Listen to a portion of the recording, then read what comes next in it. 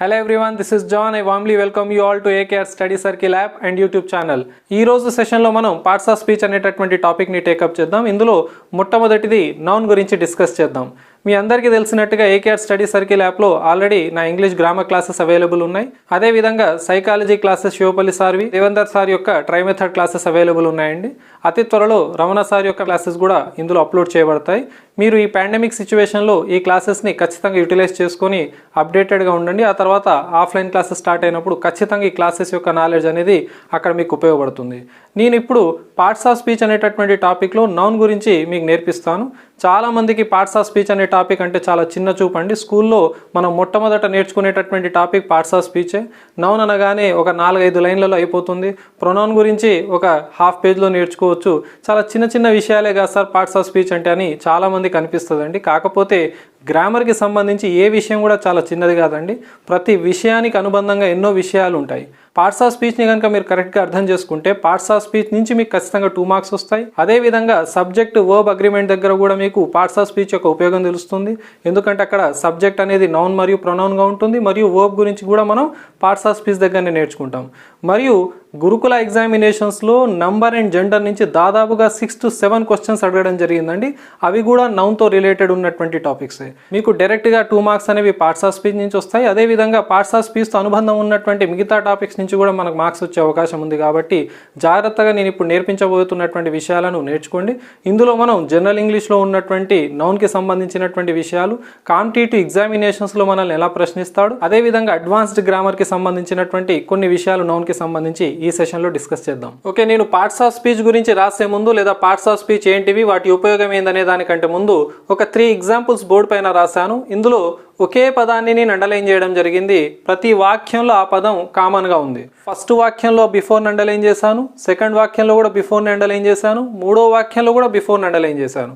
అంటే ప్రతి వాక్యంలో నేను ఒకే పదాన్ని అండర్లైన్ చేసి పార్ట్స్ ఆఫ్ స్పీచ్ ప్రకారం ఆ పదం ఏమిటి అని అడుగుతాను. మీరు టెట్ డిఎస్ఏ కావచ్చు, ఎస్ఐ కానిస్టేబుల్, తెలంగాణలో ఉన్నటువంటి గురుకుల మరియు గ్రూప్ 2 ఎగ్జామినేషన్స్ చూస్తే పార్ట్స్ ఆఫ్ స్పీచ్ నుంచి ఖచ్చితంగా క్వశ్చన్స్ వస్తాయండి. 2000 సంవత్సరం కంటే ముందు మనకు ఎగ్జామినేషన్స్లో వచ్చే క్వశ్చన్స్ చాలా ఈజీగా ఉండేనండి. ఓ వ్యక్తి పేరును అండర్లైన్ చేయడము, హీనో షీనో ఇట్ను అండర్లైన్ చేసి పార్ట్స్ ఆఫ్ స్పీచ్ ప్రకారం అదేమిటి అని అడిగేవాడు. రాను ఏమైందంటే పార్ట్స్ ఆఫ్ స్పీచ్ నుంచి క్వశ్చన్స్ లోతుగా అడగడం జరుగుతూ ఉందండి.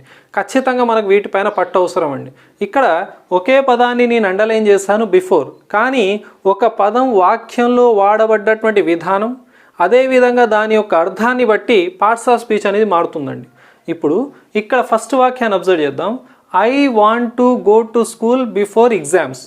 మీకు ఆప్షన్లో ఏమి ఇస్తాడు అని అంటే అండర్లైన్ చేసినటువంటి భాగం ఏమిటి అంటాడు. ఆప్షన్ ఏ నౌనా, ఆప్షన్ బి ప్రొనౌనా, ఆప్షన్ సి ప్రిపోజిషనా, లేదా ఆప్షన్ డి కంజంక్షనా అని అడుగుతాడు. ఇప్పుడు మనం ఏం చేస్తామంటే కొంతమంది జనరల్గా కొన్ని పదాలను పట్టేసి ఈ పదం అయితే ఈ పార్ట్స్ ఆఫ్ స్పీచ్ పెట్టేస్తాను అని అనుకుంటారు. తప్పండి. ఒక పదం 2 లేదా 3 పార్ట్స్ ఆఫ్ స్పీచ్గా బిహేవ్ చేస్తుందండి. ఆ పదం ఏ వాక్యంలో ఎలా వాడబడ్డదని ఆధారంగా. ఇప్పుడు బిఫోర్ అనేటటువంటి పదాన్ని చాలామంది ప్రిపోజిషన్ అను లేదా అది కంజంక్షన్ అని గుర్తుపెట్టుకుంటారండి. బాగా గుర్తుపెట్టుకుంటే ఆ పదం ఆ వాక్యంలో ఎలా వాడబడ్డదో చూడాలి. ఇక్కడ చూడండి, I want to go to school before exams అన్నాను. ఇప్పుడు ఆ బిఫోర్ అనే పదం దేని ముందు ఉందండి? ఎగ్జామ్స్ అనేటటువంటి ఒక నామవాచకం ముందు ఉంది. ప్రిపోజిషన్ యొక్క డెఫినేషన్ ఏంది అని అంటే preposition is a word which is placed before a noun are pronoun and joins it to the rest of the sentence అని ఉందండి. సాధారణంగా ప్రిపోజిషన్ అనేది నౌన్కు లేదా ప్రొనౌన్కు ముందుండి దాన్ని మిగతా వాక్యంతో కలుపుతుందండి. ఇప్పుడు బిఫోర్ తర్వాత మీకు కేవలం నౌనే ఉంది, ఆ నౌన్ తర్వాత ఇంకేమీ లేదుగా. సో నౌన్కు ముందుంది కాబట్టి ఈ పదం ఏమవుతుందంటే ప్రిపోజిషన్ అవుతుంది. సో మన ఆన్సర్ సి అండి. సో ప్రిపోజిషన్ అనేది మన ఆన్సర్గా పెట్టాలి. మరి అదే బిఫోరు కంజంక్షన్గా కూడా ఉపయోగపడుతుంది. ఒకసారి వాక్యాన్ని చూడండి. Before the doctor came the patient had died. ఇక్కడ బిఫోర్ అనేది మీరు చాలామంది ఏమనుకుంటారంటే సార్ డాక్టర్ అనేది నామవాచకం కదా సార్, సో నామవాచకం ముందుంది కదా సార్, ఇది కూడా ప్రిపోజిషన్ కావచ్చు కదా అని అంటే అవతల చూడండి ఒక్కసారి. ఆ ఎగ్జాంపుల్లో బిఫోర్ తర్వాత ఎగ్జామ్స్ అనే నామవాచకం ఉంది, అవతల ఏమైనా ఉందండి? ఇంకా ఏం లేదు. కానీ ఇక్కడ చూడండి ఒకసారి, బిఫోర్ ద డాక్టర్ కేమ్ అంటే డాక్టర్ అనేది సబ్జెక్ట్ ఉంది, కేమ్ అనేటటువంటి వీటు ఉంది. ఎప్పుడైనా సరే బిఫోర్ గనక ఒక క్లాజ్ ముందు ఉంటే దాన్ని కంజంక్షన్గా గుర్తించాల్సి ఉంటుంది. సో ఇక్కడ బిఫోర్ అనేది కంజంక్షన్. క్లాజ్ అంటే ఏది కాదండి, సబ్జెక్ట్ ఉంటుంది, వర్బ్ ఉంటుంది, కొంత అర్థాన్ని ఇస్తుంది, అది వాక్యంలో భాగం అండి. ఓకే, సో ఇది క్లాజ్. ఇప్పుడు అందుకే దీన్ని ఏం చేశానంటే నేను కంజంక్షన్గా గుర్తించాను. ఇప్పుడు ఈ ఎగ్జాంపుల్ చూద్దామా. I think I have watched this movie before. ఇప్పుడు ఆ బిఫోర్ తర్వాత ఏమైనా ఉందండి, వాక్యం చివరిలో ఉంది. నేను అనుకుంటున్న ఈ సినిమా ఎప్పుడు చూసాను ఇంతకుముందే అని అంటున్నాం. సో ఒక పని ఎప్పుడు జరిగిందో సూచిస్తుంది కాబట్టి నేను దీన్ని యాడ్ వర్బ్గా గుర్తిస్తున్నాను. సో ఆ బిఫోర్ అనే పదం యాడ్ వర్బ్గా ఉపయోగపడుతుందండి. ఒక పని ఎప్పుడు జరిగిందో సూచిస్తుంది. I think I have watch this movie before. ఎప్పుడు చూసాను ఈ సినిమా? బిఫోర్ అంటే ఇంతకుముందే.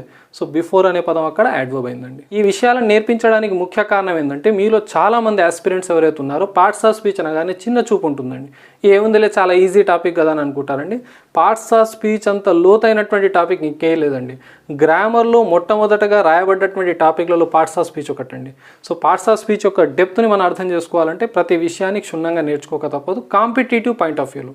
సో నేను ఇప్పుడు ఏం చేస్తానంటే పార్ట్స్ ఆఫ్ స్పీచ్ని ఇంట్రడ్యూస్ చేసేసి నౌన్కి సంబంధించినటువంటి విషయాలు మీకు నేర్పిస్తాను. మనం ఒక ఇల్లు నిర్మించాలంటే వివిధ వస్తువులు అవసరం వస్తాయండి. అదేవిధంగా ఒక వాక్యాన్ని నిర్మించాలంటే కూడా మనకు పార్ట్స్ ఆఫ్ స్పీచ్ అనేవి చాలా అవసరం. ఒక పదం యొక్క పనిని బట్టి కానీ యూసేజ్ని బట్టి కానీ పార్ట్స్ ఆఫ్ స్పీచ్ని మనం 8 టైప్స్గా డివైడ్ చేయవచ్చు. అవే ఇక్కడ రాశాను. ఇది మీకు తెలిసినటువంటి నాలెడ్జ్, చాలా basic knowledge. Parts of speech 8 అనే విషయం మీకు తెలుసు. Noun, pronoun, verb, adjective, adverb, preposition, conjunction మరియు ఇంటర్జెక్షన్. మీకు కొంత అవగాహన ఉంటుందండి ఈ పదాలపైన. నౌన్ అంటే name of a person, place, animal, thing అనే విషయం మీకు తెలుసు. ప్రొనౌన్ అంటే మీకు తెలుసు సర్వనామము, నామవాచకానికి బదులుగా వాడబడేటటువంటి పదం. I, we, you, they, he, she ఇట్లు మరికొన్ని పదాలు కూడా మనకు ప్రొనౌన్స్గా ఉపయోగపడతాయి. నేర్చుకుంటున్న కొద్దీ ఆ విషయాలను అర్థం చేసుకోవచ్చు. వర్బ్ అంటే పనికి సంబంధించినటువంటి పదం, అది స్థితిని కూడా తెలుపుతుంది. సో వర్బ్ గురించి. ఆ తర్వాత యాడ్జెక్టివ్, నౌన్ని డిస్క్రైబ్ చేసేటటువంటి, ఒక నామవాచకాన్ని డిస్క్రైబ్ చేసేటటువంటి, నామవాచకాన్ని వర్ణించేటటువంటి పదాన్ని యాడ్జెక్టివ్ అంటారు. తర్వాత యాడ్వర్బ్, పేరులోనే ఉందండి యాడ్ వర్బ్ అని. ఒక పని ఎప్పుడు, ఎక్కడ, ఎలా జరిగిందో సూచించే పదాన్ని యాడ్వర్బ్ అని అంటారు. ప్రిపోజిషన్స్ అనేవి మనకు తెలుసండి, ఇవి స్థానాన్ని, సమయాన్ని తెలుపుతాయి. అదేవిధంగా దీని యొక్క యూసేజెస్ చాలా ఉన్నాయి. ఒక్కొక్క పదం ప్రిపోజిషన్గా ఎలా ఉపయోగపడుతుంది, దేని ముందు వీటిని రాయాలి, ఏం అర్థాన్ని ఇస్తుంది అనేది మనకు ప్రిపోజిషన్స్ అనేటటువంటి టాపిక్ దగ్గర నేర్చుకోవచ్చు. కంజంక్షన్, పేరులోనే ఉందండి జంక్షన్. జంక్షన్ అంటే 2-3 దారుల యొక్క కలయిక. జంక్షన్ అంటే కలిపేటటువంటి పదం. పదాలను కానీ, క్లాజులను కానీ, వాక్యాలను కానీ కలిపేటటువంటి పదాన్ని కంజంక్షన్ అని అంటారు. ఇంటర్జెక్షన్ అంటే మీ అందరికీ తెలిసిందేనండి, ఆశ్చర్యార్థకాలు. సో ఇవి 8 పార్ట్స్ ఆఫ్ స్పీచ్. ఈరోజు సెషన్లో మనం నౌన్ గురించి నేర్చుకుందాం. పార్ట్స్ ఆఫ్ స్పీచ్లో మొదటిది అయినటువంటి నౌన్ గురించి డిస్కస్ చేద్దాం. నౌన్ అంటే name of a person, place, animal or thing. ఇది మీకు తెలిసిందేనండి. వ్యక్తి పేరు కానీ, ప్రదేశాల పేర్లు కానీ, జంతువుల పేర్లు కానీ, వస్తువుల పేర్లను మనం నౌన్గా కన్సిడర్ చేస్తాం. ఈ నౌన్ అనేటటువంటి పదం నౌమెన్ అనేటటువంటి ఒక లాటిన్ వర్డ్ నుంచి వచ్చిందండి. ఈ నౌన్ని స్పెసిఫిక్గా 5 టైప్స్గా డివైడ్ చేయడం జరిగింది. అవేంటివి అని అంటే, ఒకటోది ప్రాపర్ నౌన్, రెండవది కామన్ నౌన్, మూడవది కలెక్టివ్ నౌన్, నాలుగవది మటీరియల్ నౌన్, ఐదవది యాబ్స్ట్రాక్ట్ నౌన్. అది అబ్స్ట్రాక్ట్ కాదు, యాబ్స్ట్రాక్ట్ నౌన్. పేరులోనే ఉందండి ప్రాపర్ నౌన్. ఒక్కొక్క దాన్ని నేను ఎక్స్ప్లెయిన్ చేస్తాను, జస్ట్ టూకీగా మీకు ఎక్స్ప్లెయిన్ చేస్తున్నాను. ఇక్కడ ప్రాపర్ నౌన్ అంటే పర్టికులర్గా ఇచ్చినటువంటి పేరును ప్రాపర్ నౌన్ అంటారు. కామన్గా అందరికి ఇచ్చినటువంటి పేర్లను కామన్ నౌన్ అంటారు. రమేష్ అన్నప్పుడు ఒక వ్యక్తికి ఇచ్చిన పర్టికులర్ నేమ్, అది ప్రాపర్ నౌన్ అవుతుంది. మ్యాన్ లేదా బాయ్ అన్నాను, అది కామన్ నౌన్ అవుతుంది. వ్యక్తుల లేదా జంతువుల సమూహాలకు మనం ఒక పేరుని పెడతాం, ఆ సమూహాల పేర్లను మనం కలెక్టివ్ నౌన్లో చెప్పొచ్చు. లోహాల పేర్లు, ముడి సరుకుల పేర్లను మనం మటీరియల్ నౌన్లో చెప్పొచ్చు. అబ్స్ట్రాక్ట్ నౌన్ అంటే వేటినైతే మనం చూడలేమో లేదా టచ్ చేయలేమో వాటిని అబ్స్ట్రాక్ట్ నౌన్ అంటారు. ఆనెస్టీ అనే పదం ఉంది. ఆనెస్టీ అంటే నిజాయితీ. నిజాయితీని మనం చూడలేము, టచ్ చేయలేము. అలాంటి పదాలను అబ్స్ట్రాక్ట్ నౌన్లో చెప్పొచ్చు. ఇంకొద్దిగా లోతుకెళ్తే లెక్కించగల వాటిని కౌంటబుల్ నౌన్స్ అని, లెక్కించలేని వాటిని అన్కౌంటబుల్ నౌన్స్ అని కూడా అంటూ ఉంటారు. ఎక్స్ప్లెయిన్ చేస్తాను దాని గురించి కూడా. మార్కర్ ఉంది, ఎన్ని మార్కర్లు ఉన్నా మనం లెక్క పెట్టవచ్చు. సో ఇది కౌంటబుల్ నౌన్ అవుతుంది. ఉదాహరణకు లెక్కించడానికి వీలు లేనటువంటివి, నేను షుగర్ అన్నాను, వాటర్ అన్నాను, రైస్ అన్నాను, ఇలాంటి పదాలను మనం ఆయిల్ అన్నాను, ఈ పదాలను మనం లెక్కించలేము, లెక్క పెట్టలేము 1, 2, 3 అని. సో అలా లెక్కించడానికి వీలు లేని వాటిని మనం అన్కౌంటబుల్ నౌన్స్లో చెప్పవచ్చు అన్నట్టు. ప్రస్తుతానికి ఏం చేద్దామంటే ఈ 5 టైప్స్ గురించి నేర్చుకుందాం. ఒక్కొక్క దానికి మధ్య గల తేడా ఏంటిది, వాటిని మనం ఎగ్జామినేషన్ పాయింట్ ఆఫ్ వ్యూలో ఎలా ఐడెంటిఫై చేయాలో చూద్దాం. ఓకే, టైప్స్ ఆఫ్ నౌన్లో మొదటిది ప్రాపర్ నౌన్. ప్రాపర్ నౌన్ అంటే ఏం లేదండి, పర్టికులర్గా ఇచ్చినటువంటి పేరుని ప్రాపర్ నౌన్ అని అంటారు. ఇక్కడ ఒక అబ్బాయికి ఇచ్చినటువంటి పర్టికులర్ నేమ్ రమేష్, అమ్మాయికి ఇచ్చినటువంటి పర్టికులర్ నేమ్ ఆశ, ఒక సిటీకి ఇచ్చినటువంటి పర్టికులర్ నేమ్ హైదరాబాద్, ఒక దేశానికి పర్టికులర్గా ఇచ్చినటువంటి పేరు ఇండియా. సో ఇలా ప్రాపర్ నౌన్ అంటే పర్టికులర్గా ఇవ్వబడ్డటువంటి పేర్లు. ఛానల్ అన్నాను, ఏ ఛానల్ అయినా కావచ్చు. అదే నేను టీవీ నైన్ అన్నాను, పర్టికులర్గా ఇచ్చినటువంటి పేరు. సో ఇలా మనం పర్టికులర్గా ఇచ్చే నేమ్స్ అన్నీ కూడాను ప్రాపర్ నౌన్ కిందికి వస్తాయి. రెండవది కామన్ నౌన్. కామన్ నౌన్ అంటే కామన్గా ఇవ్వబడ్డటువంటి పేరు. ఉదాహరణకు నేను రమేష్ అని అన్నాను అంటే పర్టికులర్గా అబ్బాయికి ఇచ్చినటువంటి పేరు. ఇక్కడ చూడండి బాయ్ అన్నాను. బాయ్ అన్నప్పుడు ఏ అబ్బాయినైనా మనం బాయ్ అనొచ్చు, పేరు తెలియనప్పుడు బాయ్ ఆర్ గర్ల్ అని మనం చెప్తూ ఉంటాం. ఆశ అనేది పర్టికులర్గా ఇచ్చినటువంటి పేరు. గర్ల్ అనేటటువంటి ఈ పదం ఏదైతే ఉందో పర్టికులర్గా ఇచ్చినటువంటి పేరు కాదండి, అందరు గర్ల్స్కి కామన్గా ఇచ్చినటువంటి పేరు. మీ అందరికీ కామన్గా ఇచ్చినటువంటి పేరు స్టూడెంట్, మా అందరికీ కామన్గా ఇచ్చినటువంటి పేరు టీచర్. సో ఇలా కామన్గా ఇవ్వబడ్డటువంటి పేర్లను మనం కామన్ నౌన్స్ అని అంటారండి. ఇంకా లోతుగా మనం ఇంకా నేర్చుకుంటూ ఉంటే ఈ పదాలన్నీ మనకు వస్తూ ఉంటాయండి. అక్కడ ఎంఫసైజ్ చేసి చెప్పొచ్చు ఇది ప్రాపర్ అని, ఇది కామన్ అని. ఫస్ట్ వీటిని అర్థం చేసుకోవడానికి ట్రై చేయండి. తర్వాత సిటీ అన్నాను. సిటీ అంటే ఏ సిటీ అయినా కావచ్చు, ప్రాపర్గా నేమ్ ఇస్తే అది హైదరాబాద్, ప్రాపర్ నౌన్ అయింది. కంట్రీ అన్నాను, ఏ దేశమైనా కావచ్చు, ప్రాపర్గా ఇచ్చినటువంటి పేరు ఇండియా. సో ఇది ప్రాపర్ అండ్ కామన్ నౌన్కి మధ్యలో ఉన్నటువంటి డిఫరెన్స్ అండి. సో ఈ రకంగా మనం గుర్తుపెట్టుకోవాల్సి ఉంటుంది. సో పర్టికులర్ ఇచ్చినటువంటి పేరుని ప్రాపర్ నౌన్ అని, కామన్గా అందరికి ఇచ్చేటటువంటి పేర్లను మనం కామన్ నౌన్ అని అంటారండి. మూడవది collective noun. Examination point of వ్యూలో అత్యధిక సార్లు అడగబడ్డటువంటిదండి. వీటిని మనం ఎక్స్పెక్ట్ చేయలేమండి. ఇప్పుడు ఉన్నటువంటి ఈ కాంపిటేటివ్ ఎగ్జామినేషన్స్లో రమేష్నో ఇంకేదో పదాన్ని అండర్లైన్ చేసి ఇది నౌనా ప్రనౌనా అని అడిగేటటువంటి రోజులు పోయినాయి. కలెక్టివ్ నౌన్ అనేది ఎప్పటి నుంచో కాంపిటేటివ్ ఎగ్జామినేషన్స్లో ఉంది. ఇంకా చాలామంది స్టూడెంట్స్ ఇబ్బంది పడేటటువంటి టాపిక్ ఏదైతే ఉందో అది కలెక్టివ్ నౌన్ అండి. కలెక్టివ్ నౌన్ అంటే పేరులోనే ఉందండి, నేమ్ ఆఫ్ కలెక్షన్స్ అని చెప్పొచ్చు. నేమ్ ఆఫ్ ఏ కలెక్షన్ ఆ నేమ్ ఆఫ్ ఏ గ్రూప్ని మనం కలెక్టివ్ నౌన్ అని వచ్చండి. అంటే సమూహాల గుంపుల పేర్లను మనం కలెక్టివ్ నౌన్లోకి తీసుకోవచ్చు. ఒకటి 2 ఎగ్జాంపుల్స్ రాసాను, ఇంకొన్ని ఎగ్జాంపుల్స్ కూడా మీకు ఎక్స్ప్లెయిన్ చేస్తాను. ఇక్కడ ఏం రాస్తానో చూడండి. ఫ్లీట్ అన్నాను. ఫ్లీట్ అంటే నౌకల సమూహాన్ని మనం ఫ్లీట్ అంటారండి. Collection of ships. రెండోది చూడండి, ఇక్కడ ఏం రాస్తాను, కాలనీ. కాలనీ అంటే ఇండ్ల సమూహం అని అనుకోకండి. ఫస్ట్ ఆ కాలనీ అనేటటువంటి పదం దేనికి వచ్చిందంటే కలెక్షన్ ఆఫ్ యాంట్స్, చీమల దండుకు వచ్చిందండి. అవి ఆర్గనైజ్డ్గా కలిసిమెలిసి పనిచేస్తాయి కాబట్టి వాటికి ఇచ్చినటువంటి పేరు కాలనీ. సో ఇప్పుడు మన కాలనీ అనే పేర్లు ఎందుకు వచ్చినాయి మన కాలనీల కంటే, అలా కలిసిమెలిసి ఒక జట్టుగా ఉంటాం కాబట్టి కాలనీ అనేటటువంటి పేరు, ఆర్గనైజ్డ్గా ఉంటాం కాబట్టి కాలనీ అనేటటువంటి పేరు మనకి ఇప్పుడు వీధులకు ఇచ్చుకుంటున్నామండి. సో ఈ రకంగా మనం ఫ్లీట్ అనే పదం ఇచ్చినప్పుడు ఎగ్జామినేషన్లో ఎన్ని సందర్భాల్లో వచ్చిందండి ఈ పదం, ఎన్నో కాంపిటేటివ్ ఎగ్జామినేషన్స్లో వచ్చింది. ఫ్లీట్ అంటే కలెక్షన్ ఆఫ్ షిప్స్ అని, కాలనీ అంటే కలెక్షన్ ఆఫ్ యాంట్స్ అని. ఇంకొన్ని ఎగ్జాంపుల్స్ కలెక్టివ్ నౌన్ గురించి తెలుసుకొని ఆ తర్వాత మటీరియల్ నౌన్, తర్వాత అబ్స్ట్రాక్ట్ నౌన్ గురించి నేర్చుకోవచ్చు. ఆర్టికల్స్ దగ్గర మీకు ప్రాపర్ నౌన్ అనేటటువంటి టాపిక్ వస్తుందండి. అక్కడ కూడా మీకు కొద్ది క్లారిటీ దీనిపైన. కామన్ నౌన్ అనే టాపిక్ కూడా మీకు ఆర్టికల్స్ దగ్గర మళ్ళీ రిపీట్ అవుతుంది. సో నేనేమన్నాను, పార్ట్స్ ఆఫ్ స్పీచ్ అనే టాపిక్ పార్ట్స్ ఆఫ్ స్పీచ్లోనే కాదు వివిధ టాపిక్స్ దగ్గర దీని యొక్క ఉపయోగం ఉంటుంది.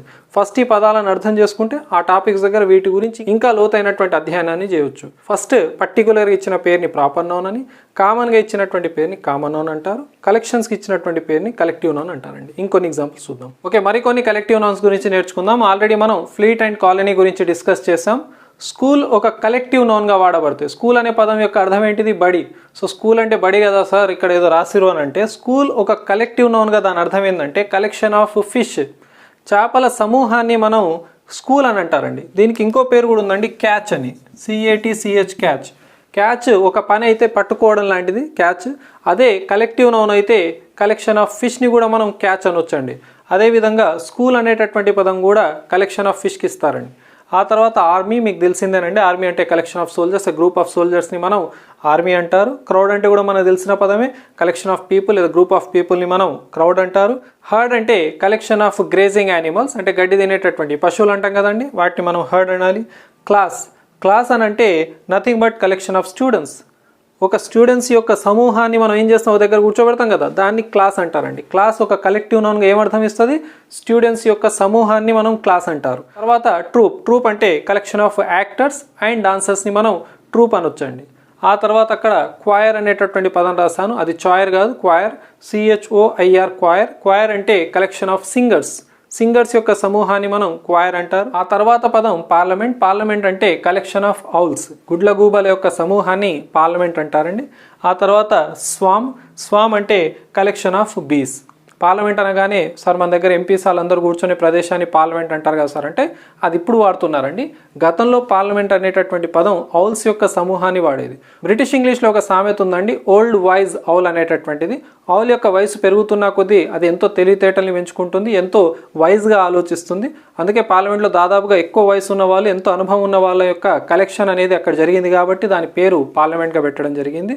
అంతేగాని ఎంపీల సమూహం, ఎంపీలు కూర్చొని ఒక ప్రదేశాన్ని పార్లమెంట్ అంటారనేది తర్వాత వచ్చిందండి. పార్లమెంట్ అనేటటువంటి పదం యొక్క అర్థం కలెక్షన్ ఆఫ్ ఔల్స్ అని గుర్తుపెట్టుకోండి. ఆ తర్వాత swarm collection of Bs are flying insects. Okay, ఏదైనా ఎగిరేటటువంటి ఇన్సెక్ట్స్ ఉంటాయి కదండి, వాటి కలెక్షన్ని కూడా మనం స్వామ్ అనొచ్చు. బట్ పర్టికులర్గా కలెక్షన్ ఆఫ్ బీస్ని కూడా స్వామ్ అంటారు. ఇలా మనం కలెక్టివ్ నౌన్ అర్థం చేసుకోవాలంటే ఒక పదం సమూహానికి ఇవ్వబడుతుంది. ఇలా సమూహానికి ఇవ్వబడ్డటువంటి పేరుని కలెక్టివ్ నౌన్స్ అంటారండి. ఇవేనా సార్ ఇంకేమైనా ఉన్నాయంటే చాలా కలెక్టివ్ నౌన్స్ ఉంటాయండి. మనం కరెక్షన్ ఆఫ్ సెంటెన్సెస్ దగ్గర కూడా మరికొన్ని కలెక్టివ్ నౌన్స్ని మనం నేర్చుకోవచ్చు. ప్రస్తుతానికి అసలు కలెక్టివ్ నౌన్ ఎలా ఏర్పడుతుందో నేర్పించడానికి ఈ ఎగ్జాంపుల్స్ ఇచ్చాను. ఎన్నో ఉన్నాయి. గెలాక్సీ ఆఫ్ స్టార్స్ అంటారు, ఏ ప్రైడ్ ఆఫ్ లయన్స్ అని అంటారు, బోర్డ్ ఆఫ్ డైరెక్టర్స్ అంటారు. ఇలా చాలా రకాలుగా మనకు కలెక్టివ్ నౌన్స్ ఉన్నాయి. వాటి గురించి మనం రాను మిగతా క్లాసెస్లో నేర్చుకుందాం. దీని తర్వాత ఇప్పుడు మటీరియల్ నౌన్ గురించి నేర్చుకుందాం. ఓకే, ఫోర్త్ టైప్ వచ్చేసి మటీరియల్ నౌన్. మటీరియల్ నౌన్ అంటే ఏం లేదండి, లోహాల పేర్లు మరియు ముడి పదార్థాల పేర్లు, ముడి సరుకుల పేర్లను మనం మటీరియల్ నౌన్లో తీసుకోవచ్చు. Names of metals and raw material. Examples రాశాను. వూల్ అని, చాలా మందిని వూల్ అని పలుకుతుంటారండి. టెట్ అండ్ డిఎస్సి వాళ్ళకు ప్రొనౌన్సియేషన్ బిట్స్ కూడా వస్తాయి. అందులో ఈ భాగాన్ని అండర్లైన్ చేస్తాడు, ఇది ఏ రకంగా పలుకుతుందని అంటారు. దీన్ని మీరు వూల్ అనాలి తప్ప వూల్ అని మాత్రం అనకండి. అదేవిధంగా ఇంకో చిన్న పదాన్ని గుర్తుపెట్టుకోండి. సరే, సందర్భం వచ్చిందని చెప్తున్నాను. ఎఫ్ఓఓటీని పలకండి. ఒకవేళ మీ మనసులో ఇది ఫూట్ అని వస్తుంటే తప్పండి, అది ఫుట్, ఇది వుల్. ఓకే, అదేవిధంగా చాలామంది ఈ పదాన్ని కూడా రాంగ్గా ప్రొనౌన్స్ చేస్తూ ఉంటారు. దాన్ని ఒకసారి ప్రొనౌన్స్ చేయండి. ఒకవేళ మీ మనసులో ఫుడ్ అని వస్తే తప్పండి, దట్ ఈస్ ఫుడ్. ఓకే, ఇది ఫుడ్, ఇది ఫుట్, ఇది wool, it is not wool అని గుర్తుపెట్టుకోవాలి. ఓకే, తర్వాత cotton, silk, iron, gold, silver, copper.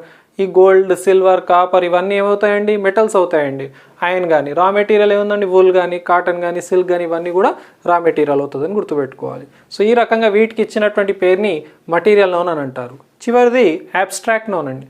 Abstract noun అంటే ఏంటి సార్ అని అంటే, వేటిని అయితే మనం చూడలేము, కేవలం మనం సెన్స్ కాలం, చూడలేము, తాకలేము, కేవలం మనం ఫీల్ కాగలం వాటిని. ఉదాహరణకి ఇక్కడ రాసాను చూడండి, గుడ్నెస్, మంచితనం, చూడలేము, తాకలేము, కానీ సెన్స్ కాగలం మంచితనాన్ని. తర్వాత దయ, కైండ్నెస్. తర్వాత పదం బ్రదర్హుడ్. బ్రదర్హుడ్ అంటే ఏంటి, సోదర భావం, మనం చూడలేము, తాకలేము, కానీ ఫీల్ కావచ్చు. చైల్డ్హుడ్, బాల్యం, చూడలేము, తాకలేము, కానీ బాల్యాన్ని మనం సెన్స్ కావచ్చు. తర్వాత ఫ్రెండ్షిప్, రిలేషన్షిప్, మనకు ఫ్రెండ్షిప్ కనబడదండి, కానీ ఫ్రెండ్షిప్ని మనం ఫీల్ కావచ్చు అండి. So friendship and relationship. మీరు ఒకసారి ఇక్కడ అబ్జర్వ్ చేయండి, ఎన్ఈఎస్ఎస్నెస్, హుడ్, షిప్, వీటితోటి ఎండ్ అయ్యేటటువంటి పదాలు మీకు అబ్స్ట్రాక్ట్ నౌన్స్గా ఎగ్జామినేషన్లో గుర్తించాల్సి ఉంటుందండి. ఓకే, ఆ తర్వాత మనకు హ్యాపీనెస్ అనే పదం. ఫెయిల్యూర్ కంటికి కనబడదండి, ఫెయిల్యూర్ని మనం ఫీల్ కావచ్చు. ఆనెస్టీ అనేటటువంటి పదం, ఆనెస్టీ నిజాయితీ, మనం చూడలేం కానీ సెన్స్ కావచ్చు, అంటే ఫీల్ కావచ్చు. ఇది మనకు అబ్స్ట్రాక్ట్ నౌన్కి సంబంధించినటువంటి ఎక్స్ప్లెనేషన్ అండి. మీకు ఆర్టికల్స్ చెప్పేటప్పుడు అబ్స్ట్రాక్ట్ నౌన్స్ ముందు కానీ లేదా మటీరియల్ నౌన్ ముందు ఆర్టికల్స్ యొక్క యూసేజ్ ఎలా ఉంటుందో, అసలు వాడాలన్నా వాడకూడదు అనేది అక్కడ ఆర్టికల్స్ దగ్గర మళ్ళొకసారి టైప్స్ ఆఫ్ నౌన్స్ అన్నీ కూడాను మనకు రిపీట్ అవుతాయండి అక్కడ. సో అక్కడ కూడా మళ్ళీ ఒకసారి నాలెడ్జ్ని మనం గుర్తు తెచ్చుకోవచ్చు. ఇంకా కొన్ని విషయాలను కూడా అక్కడ నేర్పించడానికి ఆస్కారం ఉంటుంది. ఇప్పుడు ఇంకొద్దిగా బ్రాడ్ డివిజన్గా ఉన్నటువంటి countable noun and uncountable nouns గురించి డిస్కస్ చేసి ఆ తర్వాత నంబర్ అనేటటువంటి టాపిక్ని స్టార్ట్ చేద్దాం. ఓకే, నౌన్ యొక్క స్పెసిఫిక్ టైప్స్ ఏవైతే ఉన్నాయో, proper noun, common noun, collective noun, material noun and abstract noun గురించి డిస్కస్ చేసాం. బ్రాడ్గా ఇంకో రెండు రకాలుగా మనం వీటిని డివైడ్ చేయవచ్చు అండి. కౌంటబుల్ నౌన్స్ అని, అన్కౌంటబుల్ అని. పేరులోనే ఉందండి, కౌంట్ చేయగల వాటిని మనం కౌంటబుల్ నౌన్స్ అని, వేటినైతే కౌంట్ చేయలేమో వాటిని అన్కౌంటబుల్ నౌన్స్ అని అంటారు. ఏంటి సార్ కౌంటబుల్ నౌన్స్ అంటే, బాయ్, చైర్, పెన్, బుక్, వీటన్నిటిని మనం లెక్కించవచ్చండి. సో వాటిని కౌంటబుల్ అంటున్నాం. అన్కౌంటబుల్ అంటే లెక్కించలేం. వాటర్ లెక్కించలేం, షుగర్ లెక్కించలేం, స్నో లెక్కించలేం, ఎయిర్ లెక్కించలేము, రైస్ లెక్కించలేము, శాండ్ లెక్కించలేము. లెక్కించలేని వాటిని మనం అన్కౌంటబుల్ నౌన్స్ అంటారు. దీని తర్వాత మనం స్టార్ట్ చేయబోయేటటువంటి టాపిక్ ఏదైతే ఉందో అది నెంబర్ అండి. మీరు సెంట్రల్ ఎగ్జామినేషన్స్ తీసుకున్న ఆంధ్రప్రదేశ్, తెలంగాణకు సంబంధించినటువంటి మన స్టేట్ కాంపిటేటివ్ ఎగ్జామినేషన్స్లో నెంబర్ అనేటటువంటి టాపిక్ చాలా సందర్భాల్లో అడగబడ్డదండి. స్పెషల్గా తెలంగాణకు సంబంధించినటువంటి గురుకుల ఎగ్జామినేషన్స్లో నెంబర్కి సంబంధించినటువంటి ఎన్నో క్వశ్చన్స్ వచ్చాయండి. టెట్, డిఎస్సి, ఎస్ఐ కానిస్టేబుల్లో నో డౌట్ నెంబర్కి సంబంధించినటువంటి క్వశ్చన్స్ ఎన్నో వచ్చాయి. అదేవిధంగా సబ్జెక్ట్ వర్బ్ అగ్రిమెంట్ దగ్గర నెంబర్ అనే అనేటటువంటి టాపిక్ చాలా క్రూషియల్ రోల్ని ప్లే చేస్తుంది. సో ఇప్పుడు మనం నంబర్ అనేటటువంటి టాపిక్ని నేర్చుకుందాం. ఏవైతే కౌంటబుల్ నౌన్స్ ఉన్నాయో వాటికి మాత్రమే మనం బహువచనాలను రాయగలం అనే విషయాన్ని మీరు గమనించాలి. కౌంటబుల్ నౌన్స్కి మాత్రమే మనం సింగులర్ నుంచి ప్లూరల్లోకి మార్చగలం. ఆ రూల్స్ ఏంటివి, అందులో ఉన్నటువంటి ఇంపార్టెంట్ వర్డ్స్ ఏంటివి, గత కాంపిటేటివ్ ఎగ్జామినేషన్స్ ఏ పదాలు వచ్చాయో కూడా చూద్దాం. ఓకే, నౌన్కి సంబంధించినటువంటి ఒక ఇంపార్టెంట్ టాపిక్ నంబర్ అండి. నంబర్ అంటే సంఖ్యను తెలుపుతుందా సార్ అని అంటే అది ఏకవచనమా బహువచనమా తెలుపుతుందండి ఇంగ్లీష్ గ్రామర్కి సంబంధించి. సరే, నంబర్ అంటే మ్యాథమెటిక్స్లో ఉన్నటువంటి డెఫినేషన్ వేరు. ఇక్కడ నంబర్ అనేది రెండు రకాలండి, singular number and plural number. Singular అంటే మీకు తెలుసా అండి ఏకవచనం, ప్లూరల్ అంటే మీకు తెలిసిన విషయమే బహువచనం. ఇక్కడ మీకు కొన్ని పదాలు కనబడుతున్నాయి. బుక్ అనేటటువంటి ఏకవచనానికి ఎస్ యాడ్ చేస్తే బుక్స్ అయింది, కార్ అనే పదానికి ఎస్ యాడ్ చేస్తే కార్స్ వచ్చింది, చైర్ అనే పదానికి ఎస్ యాడ్ చేస్తే చైర్స్ అనేటటువంటి బహువచనం ఏర్పడ్డది, ఫ్యాన్ అనేటటువంటి పదానికి ఎస్ యాడ్ చేస్తే ఫ్యాన్స్ అనేటటువంటి బహువచనం ఏర్పడ్డది. నేను మీతో ఆల్రెడీ అన్నాను, పార్ట్స్ ఆఫ్ స్పీచ్ అంటేనే చిన్న చూపు, అందులో ఇంకా నంబర్ సింగులర్ ప్లూరల్ అంటే ఇంకా చిన్న చూపు. ఏముంది సార్, ఒక ఎస్ యాడ్ చేస్తే సరిపోతుంది, మా అంటే ఈఎస్ యాడ్ చేస్తే సరిపోతుంది సార్, అంతకు మించిన విషయాలు ఇందులో ఏమైనా ఉన్నాయంటే చాలా విషయాలు ఉన్నాయండి. స్టాఫ్ సెలెక్షన్ కమిషన్లో దీనిపైన నెంబర్ ఆఫ్ క్వశ్చన్స్ అడగబడ్డాయి. ఇప్పుడు ఎలాగో మన ఎగ్జామినేషన్స్లో సిలబస్ మారింది, నో డౌట్ ఇప్పుడు ఉన్నటువంటి ఏదైతే ఆంధ్రప్రదేశ్ తెలంగాణ ఎగ్జామినేషన్స్లో నంబర్ పైన మల్టిపుల్ క్వశ్చన్స్ వస్తూ ఉన్నాయి. తప్పకుండా వీటిని అర్థం చేసుకోవాలి. నేను కేవలం బేసిక్స్గా ఉన్నటువంటి ఎగ్జాంపుల్స్ ఇచ్చాను, దీంట్లో ఉన్నటువంటి రూల్స్ని ఎక్సెప్షన్స్ని బాగా గుర్తుపెట్టుకోవాలి, అవి నేర్పిస్తాను. ఓకే, ప్లూరల్స్ని ఫామ్ చేయాలంటే ఒక 3 రూల్స్ ఆధారంగా మనం ప్లూరల్స్ని ఫామ్ చేయొచ్చండి. అయితే ఈ రూల్స్ ఏవైతే ఉన్నాయో ఇవి 99% పదాలకు వర్తిస్తాయి. 1% కొన్ని ఎక్సెప్షన్స్ ఉంటాయండి. వివిధ భాషల నుంచి తీసుకున్నటువంటి పదాలకు ఈ రూల్స్ వర్తించవు. సో 99% ఈ రూల్స్ వర్తిస్తాయి, నేర్చుకోక తప్పదు. ఇక్కడ ఫస్ట్ రూల్ ఏంటంటే the words end with S, SS, CH, SH, O లేదా ఎక్స్ తోటి ఎండ్ అవుతాయో, ఏ పదాలైతే S, SS, CH, SH, O లేదా ఎక్స్తో ఎండ్ అవుతాయో వాటికి ప్లూరల్ రాయడం కోసం మనం ఈ ఎస్ని యాడ్ చేయాలి.